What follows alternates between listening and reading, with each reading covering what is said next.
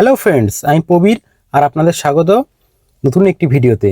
আজকে আপনাদেরকে রানাঘাট একদম মানে যে বাইপাসের ফ্লাইওভারটা পার করে এখান থেকে শুরু করে কৃষ্ণনগরের আগে পর্যন্ত একদম এই রাস্তা পুরোটার আপডেট দেবো। রানাঘাট থেকে বলতে পারেন কৃষ্ণনগর পর্যন্ত, আর কোথায় কি হলো রাস্তার কাজ সম্পূর্ণ জানতে পারবেন। এবং আজকে আমি যখন ভিডিও করতে গেছিলাম তখন প্রচণ্ড পরিমাণ বৃষ্টি হয়েছিল, তাই ভাবলাম যে পুরোটা একবারে দেখিয়ে দিই অল্প অল্প করে। প্রচণ্ড পরিমাণ বৃষ্টি হয়েছিল। আর আমাদের যে ইউনিয়ন রোড মিনিস্টার মানে union transport minister Nitin Gadkari আছে, উনি রিসেন্ট একটা টিভি শোতে আপনার নিজের স্পিচ দিয়েছেন। মানে ওনার যে ভিশন আছে ইন্ডিয়াকে ওয়ার্ল্ড ইনফ্রাস্ট্রাকচার তৈরি করার জন্য, সেই ভিশনটা উনি জানিয়েছেন। সেই টিভি শোয়ের ক্লিপটা আপনাদেরকে শোনাবো এবং তাহলে বুঝতে পারবে যে কত ডেভেলপ হচ্ছে আমাদের কান্ট্রি। আর আপনার বিভিন্ন রকম মত হতে পারে, আর আমার মত অনুযায়ী মানে একটা পার্সোনাল রায় আমার, যে আমাদের সেন্ট্রাল গভর্নমেন্টের সব থেকে যে কাজ করছে বেশি আমার মনে হয় সেই মিনিস্ট্রি হলো রোড অ্যান্ড ট্রান্সপোর্ট মিনিস্ট্রি। এই মিনিস্ট্রিটা সব থেকে বেশি কাজ হচ্ছে, মানে চোখে দেখার মতো কাজ হচ্ছে অল ওভার ইন্ডিয়াতে। আমাদের ওয়েস্ট বেঙ্গলেও কাজ হচ্ছে একটু আধটু, কিন্তু ওয়েস্ট বেঙ্গলে একটু ল্যান্ড অ্যাকুইজিশনের সমস্যা আছে, ওই জন্য ওয়েস্ট বেঙ্গল অতটা কাজ হচ্ছে না। যে বানারস থেকে আপনার কলকাতা পর্যন্ত গ্রিনফিল্ড যে এক্সপ্রেসওয়ের তৈরি হওয়ার কথা ছিল, সেটাও ওইদিকে আপনার উত্তরপ্রদেশ এবং বিহার এবং পশ্চিমবঙ্গের মধ্যে দিয়ে এক্সপ্রেসওয়েটা যাবে। তা উত্তরপ্রদেশ এবং বিহারের মধ্যে জমি অধিগ্রহণ হয়ে গেছে, কিন্তু ওয়েস্ট বেঙ্গলে একটু সমস্যা চলছে। যাই হোক, হয়তো মিটে যাবে, আজ না হোক 2 বছর পরে কি 4 বছর পরে মিটবে, একদিন হবে আমাদের রাস্তাঘাট উন্নতি। তা ওনার কিছু আজকে বক্তব্য আপনাদের শোনাবো। এবং আমাদের যে সামনে আমাদের রাস্তাঘাট থেকে শুরু করে সব কিছু ট্রান্সপোর্ট ব্যবস্থার আমূল পরিবর্তন হতে চলেছে। এবং ওনার বক্তব্যটা আমি শুনছিলাম টিভি শোতে। জানি না স্ট্রাইক আসবে কিনা, কপিরাইট, অনেক সময় ইউটিউবে কপিরাইট স্ট্রাইক আসে। আমি অতটা অভিজ্ঞ নই, তাও আমি ক্লিপটা মানে শুধু অডিওটা আপনাদেরকে শোনাবো। এবং ভিডিওটা এই রাস্তার ভিডিও থাকবে, আপনারা দেখতে পাবেন। একদম রানাঘাট থেকে কৃষ্ণনগর পর্যন্ত রাস্তার কাজ কোথায় কত দূর হলো দেখুন। হবিপুর কাছে চলে এসেছি, এদিকে মোটামুটি 100% রাস্তার কাজ কমপ্লিট হয়ে গেছে। চলুন ভিডিওটা শোনা যাক। हम वर्ल्ड क्लास इंफ्रास्ट्रक्चर बना रहे हैं और मुझे बहुत खुशी है कि इसका देश के विकास में बहुत उपयोग होगा। 3 बहुत इंपॉर्टेंट बातें हैं। पहली बात, जो वर्ल्ड की इकोनॉमी में सबसे इंपॉर्टेंट बात है वो है लॉजिस्टिक कॉस्ट। हमारे देश में लॉजिस्टिक कॉस्ट 14 से 16% है। अमेरिका और यूरोपियन कंट्रीज में 12% है और चाइना में 8 से 10% है। अगर हमको वर्ल्ड मार्केट में अगर कॉम्पिटिटिव बनना है तो हमें लॉजिस्टिक कॉस्ट कम करनी पड़ेगी। और लॉजिस्टिक कॉस्ट कम करने के लिए स्वाभाविक रूप से हमें अच्छे रोड बनाने होंगे। समय की कमी है इसलिए सब डिटेल में आपको नहीं दे पाऊंगा, पर 32 ग्रीन एक्सप्रेस हाईवे हम बना रहे हैं। उसमें से 24 के पहले आपको परिणाम मिलेंगे, विशेष रूप से दिल्ली से 6 घंटे में, श्रीनगर 8 घंटे में, अमृतसर 4 घंटे में, जयपुर तो अभी हो गया है, अभी एक नया केवल छोटा सा रोड बाकी है, पर अभी भी जयपुर 2.5 घंटे में, बाद में 2 घंटे में हो जाएगा। बेंगलोर से मैसूर 1.25 घंटे में हो गया है, और चेन्नई से बेंगलोर अभी इसी साल दिसंबर के अंदर 2 घंटे में होगा। और इसके साथ साथ दिल्ली से देहरादून 2 घंटे में, हरिद्वार 1.5 घंटे में, और अभी मेरठ जो 4 घंटे 4.5 घंटे लगते थे वो 45 मिनट में हुआ है। तो मुझे लगता है कि इससे लॉजिस्टिक कॉस्ट कम होगी। जो हाईवे हम बना रहे हैं उसमें सबसे अच्छी बात कि हम जम्मू कश्मीर में, नॉर्थ ईस्ट में, बैकवर्ड एरिया में भी काफी काम कर रहे हैं। जम्मू कश्मीर में 28 टनल हम बना रहे हैं। केवल जम्मू और श्रीनगर के बीच में हम 16 टनल बना रहे हैं, जिसमें से 4 केवल बाकी है।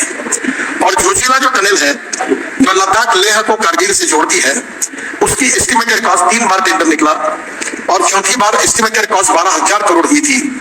हमने साल भर उस पर वर्क किया और मुझे इस बात की खुशी है कि एसोसिएशन करके दिल्ली की संस्था है, उनके साथ वर्कशॉप हुए, फाइनेंशियल और टेक्निकल क्वालिफिकेशन, मैं इंजीनियर नहीं हूँ पर मैंने खुद उसमें इंटरेस्ट लिया और आपको बताते मुझे खुशी हो रही है कि उसका काम अब 55% पूरा हुआ है और एक ही प्रोजेक्ट पर हमने 6,000 करोड़ रुपए की बचत की है। हम लोग हमारे बजट में वित्त मंत्री जी के 10 लाख करोड़ का इंफ्रास्ट्रक्चर के लिए बजट मिला है और मेरे मिनिस्ट्री को 2,70,000 करोड़ का मिला है। पर हम रोड मोनेटाइज करते हैं तो पैसे की कोई कमी नहीं है, आप जितना करेंगे उतना पैसा है। और आपको बताते हुए मुझे खुशी हो रही है कि हमारे जो मॉडल्स है, बीओटी, हाइब्रिड एन्युटी, इनवीट, तो इनविट मॉडल में अभी मुंबई स्टॉक एक्सचेंज में हमारे बॉन्ड इशू को हमने सब्सक्राइब किया था और 7 दिन का समय रखा था। और मैं भी उस 7 दिन के बाद वहां एक प्रथा है कि मुंबई स्टॉक एक्सचेंज में जाकर घंटी बजाकर उसको क्लोज करना पड़ता है। तो कार्यक्रम के लिए मैंने डेट दी थी और मैं अपने प्राइवेट विजिट के लिए गोवा परिवार के साथ गया था। पर पहले दिन 7 घंटे में हमारा इशू 7 टाइम्स ओवर सब्सक्राइब हुआ, 7 टाइम्स। तो मैं अभी पत्रकारों को, टीचर्स, जो सैलरी या रिटायर्ड लोग हैं उनको कहता हूं कि आप पैसा MSCI के इन्वेट में डालिए। मैं 8.5% इंटरेस्ट पर ईयर और मंथली इंटरेस्ट आपके अकाउंट में जमा कर दूंगा। तो मुझे लगता है कि निश्चित रूप से काफी बड़े प्रमाण पर इन्वेस्टमेंट करने के लिए लोग उत्सुक है, इसमें कोई कमी नहीं है। हम लोग जो ग्रीन हाईवे बना रहे हैं उसमें केवल एक ही उदाहरण आपको बताऊंगा। आप मनाली के ऊपर एक रोहतांग पास है, वहां अगर जाते हैं तो आपको पहले 3.5 घंटे लगते थे। अब अटल टनल बन गई, अब केवल 8 मिनट लगते हैं, केवल 8 मिनट लगते हैं। और रोहतांग पास से आगे आने के बाद हमने हिमालय है पूरा, उसमें 4 टनल हम बना रहे हैं जिसके लगभग फाइनलाइज हो रहा है, प्रोसेस में है। उसके बाद हम लद्दाख ले आएंगे। लद्दाख लेह में आशिया की सबसे बड़ी 12 किलोमीटर की जोजिला टनल बन रही है। वहां नीचे से बाबा बरनाथ आप देख सकते हो। मेरी इच्छा है कि वहां जाने तक कोई रोपवे, केबल कार और फेनिकुलर रेलवे बनाने की। और वहीं से आप निकल कर आएंगे तो छेड़मोड़ टनल है। छेड़मोड़ लगभग बन गई, 2 महीने में उसका इनॉग्रेशन है। फिर उसके बाद श्रीनगर आप आएंगे और श्रीनगर के बाद श्रीनगर जम्मू रोड पर करीब 16 टनल हम बना रहे हैं, उसमें से 4 शुरू है काम। और वो होने के बाद जम्मू से श्रीनगर 9 घंटे लगते थे, ये पूरी टनल होने के बाद जम्मू से श्रीनगर केवल 3.5 घंटे में पूरा होगा। और कटरा आने के पहले दिल्ली कटरा एक्सप्रेस हाईवे आपको मिलता है, जहां कटरा से आकर अमृतसर, अमृतसर से दिल्ली, दिल्ली से दिल्ली मुंबई, और मुंबई 12 घंटे में होगा। और जब सूरत के पास आएंगे तो नया ग्रीन अलाइनमेंट है जो सबसे इंपॉर्टेंट, हम पहले अपने भाषणों में बोलते थे, कश्मीर से कन्याकुमारी तक। तो यहाँ से सूरत से निकलने के बाद नासिक, नासिक से अहमदनगर, अहमदनगर से सोलापुर, ग्रीन रोड बना रहे हाईवे। और सोलापुर से कर्नूल जो काम शुरू हो गया, प्रधानमंत्री जी ने उसका भूमि पूजन किया था। और कर्नूल से त्रिवेंद्रम, कोची, चेन्नई, बेंगलोर, मैंगलोर, ये हैदराबाद, पूरी साउथ की कनेक्टिविटी होगी। अभी जो उत्तर भारत के लोग जा रहे हैं वो मुंबई जाकर, मुंबई से सोलापुर या कोल्हापुर होके साउथ में जाते हैं। अब वो जो मुंबई पुणे जाने की जरूरत नहीं। अब ये कश्मीर से कन्याकुमारी डायरेक्ट एक्सप्रेस हाईवे की लिंक बनी है। और दिल्ली से चेन्नई का डिस्टेंस 320 किलोमीटर कम होगा इसके साथ। तो मुझे लगता है कि जिस प्रकार से रोड इंफ्रास्ट्रक्चर ज्यादा बोलने की आवश्यकता नहीं है, क्योंकि आप सभी जगह नॉर्थ ईस्ट में जाओगे, आसाम में जाओगे, कश्मीर में जाओगे, आप कहीं भी जाओ और हमारे अपोनेंट को पूछना कि रोड का काम कैसा है तो आपको बता देगा। तो इसलिए रोड के बारे में कोई प्रॉब्लम नहीं है। हमने एक अच्छा काम किया है, वो है हम लॉजिस्टिक पार्क बना रहे हैं 2 लाख करोड़ के। क्योंकि मैंने आपको पहले कहा था कि लॉजिस्टिक कॉस्ट कम किए बिना एक्सपोर्ट नहीं बढ़ेगा, एक्सपोर्ट बढ़े बिना वेल्थ क्रिएट नहीं होगी, वेल्थ क्रिएट किए बिना ग्रोथ रेट नहीं बढ़ेगा। और इसलिए एक्सपोर्ट में आने वाले समय में बहुत संभावना है। तो हम लोग अभी जो हमने इसमें विशेष रूप से जो पार्क बनाए उसमें 3 ऑलरेडी अलॉट हुए हैं, बेंगलोर का, चेन्नई का, और विशेष रूप से 2 लाख करोड़ के हम लॉजिस्टिक पार्क बना रहे हैं। ये सबसे इंपॉर्टेंट चीज और एक है कि हम केवल रोड में नहीं, तो अभी से भारत माला हमने बनाया। आपको याद होगा मैं शिपिंग का मंत्री था, तब एक सागर माला प्रोजेक्ट था। मेरा बजट था 800 करोड़ का और प्रोजेक्ट हमने बनाया था 16 लाख करोड़ का। और आपको ताज्जुब होगा कि 8.5 लाख करोड़ का हमने इंप्लीमेंट कर दिया उसी पोर्ट के क्रेडिबिलिटी के आधार पर प्रोजेक्ट खड़े करके। तो रोड में भी स्वाभाविक रूप से यही है। पर इसमें सबसे अच्छी बात यह है कि रोड बनाते समय हमने कुछ हमारी इको फ्रेंडली विजन रखकर काम किया है। मुझे खुशी है कि हमने बांबू का क्रैश बैरियर बनाया और आज वो सक्सेसफुल हुआ, सभी एजेंसी ने उसको सर्टिफाई किया है। और अब मेरे मन में ये बात है कि अब देश के हाईवे में हम लोग बांबू लगाएंगे बाजू में। जो भीमा बांबू है कर्नाटक का, बहुत अच्छा है, पोल्यूशन के लिए भी कम करने वाला है। और बांबू के क्रैश बैरियर होने से हमारे वनवासी बंधुओं को रोजगार मिलेगा और वो इको फ्रेंडली होगा। दूसरी इंपॉर्टेंट चीज है कचरे की। अभी हमने अहमदाबाद डोलेरो हमारे हाईवे पर 20 लाख टन कचरा रोड में डाल दिया। अभी दिल्ली में एक बहुत इंपॉर्टेंट, दिल्ली का मैं कम जानकार हूँ, पर एक DDA का रोड था, दिल्ली रिंग रोड 2। तो एक बार ये हमारे MP यहाँ के बहुत मेरे पीछे लगे थे कि विशेष रूप से आप ये रोड बनाओ, जो पानीपत से आने के बाद हमारा पेरिफेरल रोड के बाद 500-600 मीटर के बाद ये रोड शुरू होता है। और वहां से एयरपोर्ट आने के लिए, दिल्ली के बीच में जाने के लिए 2 घंटे लगते हैं। परसों मैं ये रोड देखने के लिए गया था। तो ये रोड बनने से आप एयरपोर्ट पर चंडीगढ़ से निकलने के बाद, पानीपत के बाद तुरंत बदले तो 20 मिनट में द्वारका पहुंचाओगे, 20 मिनट। और द्वारका में हमने 30 किलोमीटर 10,000 करोड़ का द्वारका एक्सप्रेस हाईवे बनाया। और द्वारका एक्सप्रेस हाईवे से डायरेक्ट आप दिल्ली मुंबई हाईवे तक जाएंगे। और जो शिवमूर्ति है वहां हम टनल बना रहे 2, जिसका वर्क अभी ऑर्डर हो गया है। एक T3 पे जाएगी टनल और एक बसंत विहार जाएगी। तो ये जो अभी भी मैं 10 मिनट ट्रैफिक जाम में फंसा था इस होटल के सामने आगे धौला कुआं से, तो आने वाले समय में मैं विश्वास देता हूं कि 2024 समाप्त होने के पहले दिल्ली में ट्रैफिक जाम को मुक्ति मिलेगी, क्योंकि हम दिल्ली में 65,000 करोड़ रुपए के काम कर रहे हैं, जो केवल दिल्ली के ट्रैफिक जाम को हम सॉल्व कर रहे हैं। और ये जो काम है ये दिल्ली के लिए बहुत ही इंपॉर्टेंट है, और उस कामों के बारे में बहुत से काम तो हमारे लगभग अब काफी पूरी भी हुई। दिल्ली का जो रिंग रोड है, पेरिफेरल रोड, ये उत्तर प्रदेश सरकार पैसे देगा, दिल्ली की सरकार पैसे देगी, इसमें काफी जगह पर ये अटका था। पर इसके बाद में हमने तय किया कि कोई देगा नहीं देगा, हम पूरा कर लेंगे, और हमने दिल्ली का ये पूरा काम अब पूरा किया है। और दिल्ली में कम से कम हम लोग अभी 65,000 करोड़ के काम दिल्ली के आजू बाजू में कर रहे हैं, जिसकी लिस्ट मैं आपको दूंगा। सबसे इंपॉर्टेंट चीज है कि आप मानस सरोवर जाते हैं, और ये जाने के लिए आपको चाइना या नेपाल जाना पड़ता है। तो हमने मानस सरोवर का करीब 824 किलोमीटर जो रोड है, उसमें से करीब 12,000 करोड़ का ये रोड है। उसके 7 पैकेजेस हैं। और मैं बहुत पहले जब मंत्री बना तो मेरी पत्नी ने मुझे कहा था कि हम लोग नेपाल से मानस सरोवर जाएंगे। तो मैंने कहा रुक जाओ, ये हम इंडिया से जाएंगे पिथौरागढ़ से। तो मुझे आज बताते हुए खुशी हो रही है कि 2024 के पहले हम पूरा करेंगे। ये करीब हमने 587 किलोमीटर पूरा किया है। थोड़ा सुप्रीम कोर्ट ने हमको उसमें कुछ निर्णय दिए हैं कि हमको फिर से DPR बनाने का है, पर दिसंबर 24 के पहले ये 12,000 करोड़ का मानस सरोवर का रोड पूरा होगा। सबसे इंपॉर्टेंट चीज है कि टूरिज्म, और मैं ये मानता हूं कि टूरिज्म में सबसे इंपॉर्टेंट चीज ये है कि एम्प्लॉयमेंट पोटेंशियल बढ़ता है। हम 49% जो हमारे टूरिज्म में विशेष रूप से जो इन्वेस्टमेंट आती है वो जो आती है वो टूरिज्म से एम्प्लॉयमेंट क्रिएट होती है, उसके ऊपर 49% खर्चा होता है। अभी राम वन गमन मार्ग 250 किलोमीटर 5,000 करोड़ का, इसमें हमने 40% काम कंप्लीट किया, मार्च 2025 को पूरा हो जाएगा।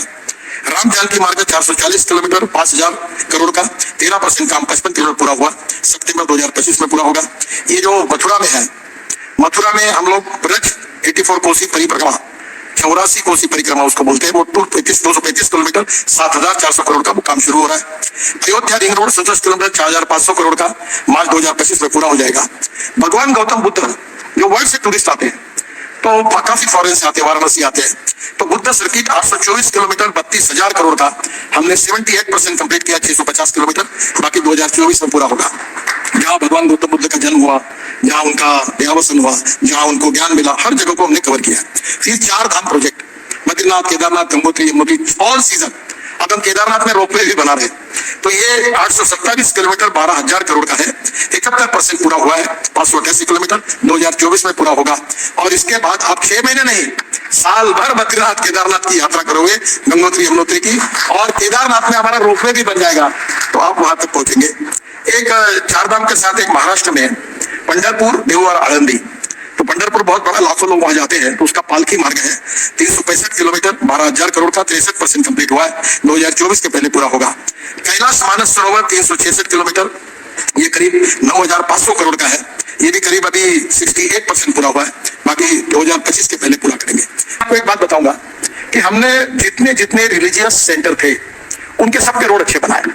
और मैं कल फॉरेन में था, ऑस्ट्रिया में था, स्विट्जरलैंड में था, तो हमने ये देखा कि हर जगह clean, neat and clean toilets हैं, पार्किंग प्लेसेस हैं, महिलाओं के लिए अलग है, पुरुषों के लिए अलग है। तो हमने ये तय किया कि हम 50-50 किलो 670 हम रोड से एमिनिटीज बना रहे हैं, जहाँ गैस स्टेशन होगा, इलेक्ट्रिक चार्जिंग स्टेशन होगा, रेस्टोरेंट होंगे, वहाँ के उस स्टेट का फूड, उस स्टेट के वेजिटेबल्स, उस स्टेट का हैंडलूम, हैंडीक्राफ्ट होगा। ऐसे 670 में से 160 पर काम शुरू हुआ है, पर अब हम छोटे छोटे भी बनाना चाहते हैं कि हर 50 किलोमीटर पर सबको लिए नीट एंड क्लीन अच्छे टॉयलेट्स होंगे। अरे मैंने यहाँ तक उसमें लिखा है कि हर आदमी अगर टॉयलेट में जाएगा तो उसके ऊपर मैंडेटरी होगा कि फिर से साफ करे, और उसका शूटिंग होगा ताकि कोई बदमाशी ना करे, और वो PPP मॉडल में डेवलप करे। तो मुझे लगता है कि एक प्रकार से रिलीजियस टूरिज्म में लोग चाहते क्या, पार्किंग चाहिए, दूसरा क्या चाहिए, अच्छा गैस स्टेशन चाहिए, तीसरा चाहे अच्छे रेस्टोरेंट चाहिए, चौथी बात रात को सोने के लिए जगह चाहिए। तो मेरा विश्वास है कि इन सब बातों के कारण हिंदुस्तान का टूरिज्म 3 गुना बढ़ेगा, और 3 गुना जो बढ़ेगा इसका मतलब यह है कि 3 गुना रोजगार बढ़ेगा। अभी मुझे उत्तराखंड के मुख्यमंत्री बता रहे थे कि उनके यहाँ केवल हमारा ये पुराना रोड अच्छा हुआ, जब अभी 3 घंटे में देहरादून जाते हैं, 3-3.5 घंटे में, उसके कारण टूरिज्म दुगना हुआ। अब मैं दिल्ली से देहरादून नया रोड बना रहा हूँ 2 घंटे में, तो मैं विश्वास के साथ बताता हूँ कि उत्तराखंड का टूरिज्म 4 गुना बढ़ेगा। जितना एम्प्लॉयमेंट पोटेंशियल बढ़ेगा, रोजगार बढ़ेगा, ग्रोथ बढ़ेगी, वो बहुत इंपॉर्टेंट है। दिल्ली में विशेष रूप से हमने काफी नए प्रयोग किए, जो परली है, जिसमें मैं अक्सर एक हमारा 16 लाख करोड़ का इंपोर्ट है फॉसिल फ्यूल का, और हम चाहते हैं कि इसका अल्टरनेटिव ढूंढे, और ये दिल्ली का पोल्यूशन भी कम हो, देश का भी पोल्यूशन कम हो, import substitute, cost effective, pollution free और इंडिजिनस। अभी हमने हमारे यहाँ पानीपत में परली से 1 लाख लीटर इथेनॉल और 150 टन बिटुमिन तैयार होता है।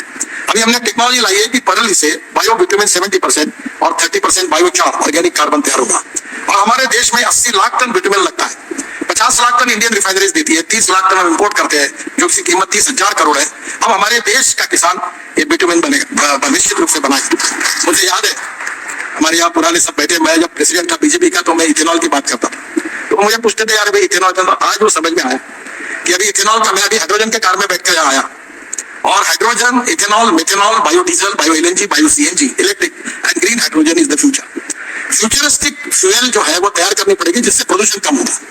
मैं 2 दिन जब बाहर था तो मेरा ऐसा लगा कि मैं कोई बड़े बड़े मिठाई खा रहा हूँ, और दिल्ली आने के बाद ऐसा लगा कि यहाँ पोल्यूशन कितना है। मैं आपको बताता हूँ, pollution is a big concern.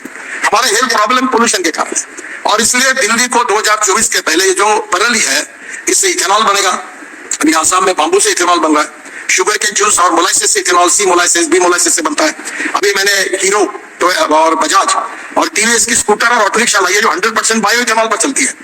यानी पेट्रोल का रेट 120 रुपए लीटर, इथेनॉल का 60 रुपए लीटर, यानी पोल्यूशन भी कम होगा। अभी फ्लेक्स इंजन की गाड़ी है, टोयोटा अगले महीने में वो गाड़ियां लॉन्च कर रहे हैं, जो 100%, जैसे वो कैमरी करके गाड़ी थी, जो पेट्रोल डालने के बाद 40% बिजली तैयार करती थी, अब पेट्रोल के बजाय 100% इथेनॉल, जो 60 रुपए रेट का है, पेट्रोल 120 रुपए का, और 40% बिजली तैयार करेगी।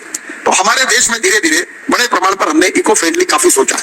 आपको मालूम है स्टील इंडस्ट्री में स्लैग होता है, वेस्ट मटेरियल, 2 करोड़ टन पड़ा हुआ है।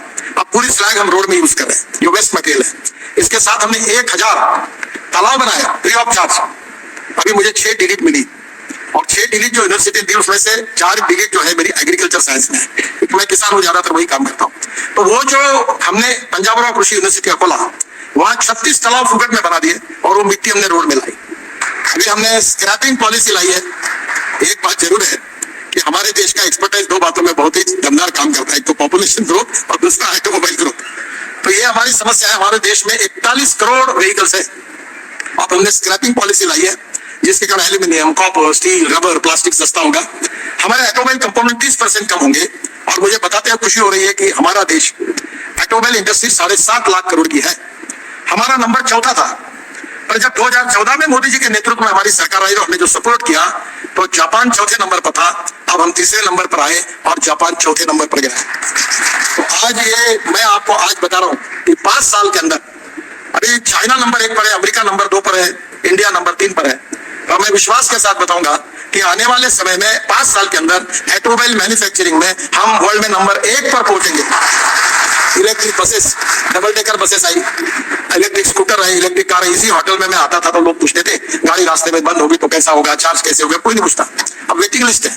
अब आउट ऑफ टर्न हमें गाड़ी दिलाओ करके लोग मेरे पास आते हैं। तो पहली बात, ट्रांसपोर्ट सेक्टर में बड़ा रिवोल्यूशन होगा। हम 260 रोपवे, केबल कार, फेनिकुलर रेलवे बना रहे हैं, और अभी धीरे धीरे दिल्ली, मुंबई, बेंगलोर, चेन्नई, यहाँ जो पब्लिक ट्रांसपोर्ट है वो हवा में कर रहे हैं। अभी हमने बंगलोर के लिए एक रिपोर्ट तैयार कर रहे हैं, जो डबल डेकर बस जैसी हवा में जाएगी, और मैं उनमें से नहीं हूँ, झूठी बातें नहीं करता। मैं पहले बता देता हूँ, मेरी एक बात रिकॉर्ड कर लेना, नहीं हुई तो ब्रेकिंग न्यूज जरूर लगा देना। अभी हम लोग ये रोपवे, केबल में काम कर रहे हैं, पोल्यूशन फ्री है, सस्ता है। हिमाचल प्रदेश, उत्तराखंड, हिमाचल, नॉर्थ ईस्ट, बहुत से प्रपोजल है। तो आने वाले समय में जो वर्ल्ड स्टैंडर्ड का इंफ्रास्ट्रक्चर होगा, mass rapid transport on electricity, और उसके कारण हमारा प्रदूषण कम होगा, हमारा इंपोर्ट कम होगा, हमारे अल्टरनेटिव फ्यूल के कारण भी प्रदूषण कम होगा, एग्रीकल्चर में ग्रोथ रेट बढ़ेगा, क्योंकि ग्रीन हाइड्रोजन भी हमारा किसान तैयार करेगा। मैं आखिर में एक ही पॉइंट आपको बताऊंगा कि हाइड्रोजन 3 प्रकार का है। एक कोयले से होता है वो ब्लैक हाइड्रोजन, जो पेट्रोलियम से निकलता है वो ब्राउन, और जो पानी से या ऑर्गेनिक वेस्ट से निकलता है वो ग्रीन। और अभी मैं बेंगलोर में गया था, वहाँ ये जो 1 kg हाइड्रोजन है उसकी कीमत अभी 450 रुपए आ रही है। और मेरे मन में ये भावना है, this is not my commitment, कि $1 पर kg हाइड्रोजन होगा और गाड़ी 450 किलोमीटर चलेगी। तो आज हम लोग, हमारा जो ये दिल्ली में 3 माउंटेन है बड़े बड़े, एक तो हमने 20 मीटर कम किया गाजीपुर का, तो ये कचरे को सेग्रीगेट करके ऑर्गेनिक वेस्ट और सीवेज वाटर से हम हाइड्रोजन बना सकेंगे। और वो दिन अब दूर नहीं है कि हमारी रेलवे इंजन, हमारे हवाई जहाज, हमारी ट्रक, हमारी बसेस हाइड्रोजन पे चलेगी, और हम एनर्जी को इंपोर्ट करने वाले नहीं, हम एनर्जी को एक्सपोर्ट करने वाला देश बनेंगे। और ये जो 16 लाख करोड़ जो बचेगा, तो मुझे लगता है कि इससे काफी देश में हेल्प होगा। मुझे बहुत खुशी है कि बहुत सी बातें हैं पर समय की कमी है, पर आने वाले समय में प्रधानमंत्री जी के नेतृत्व में हिंदुस्तान का रोड इंफ्रास्ट्रक्चर निश्चित रूप से, मैंने बिहार और यूपी में भी ये बात की है कि उनका रोड इंफ्रास्ट्रक्चर अमेरिका के बराबर होगा। और आज आप यूपी बिहार में जाओगे तो गंगा पर हम 7 पुल बना रहे, ब्रह्मपुत्र पर 6 पुल बना रहे। तो मुझे लगता है कि आने वाले समय में इंफ्रास्ट्रक्चर बदलने के कारण ग्रोथ बढ़ेगी, इंडस्ट्री बढ़ेगी, ट्रेड बिजनेस बढ़ेगा, टूरिज्म बढ़ेगा, और निश्चित रूप से हिंदुस्तान वर्ल्ड की एक स्ट्रॉन्ग इकोनॉमी बनेगा। और हम निश्चित रूप से आज फास्टेस्ट ग्रोइंग इकोनॉमी है, पर हमारा उद्देश्य है कि हम वर्ल्ड की नंबर 1 की इकोनॉमी बने। उसके लिए निश्चित रूप से इस अच्छे इंफ्रास्ट्रक्चर के कारण हम आगे जा सकें।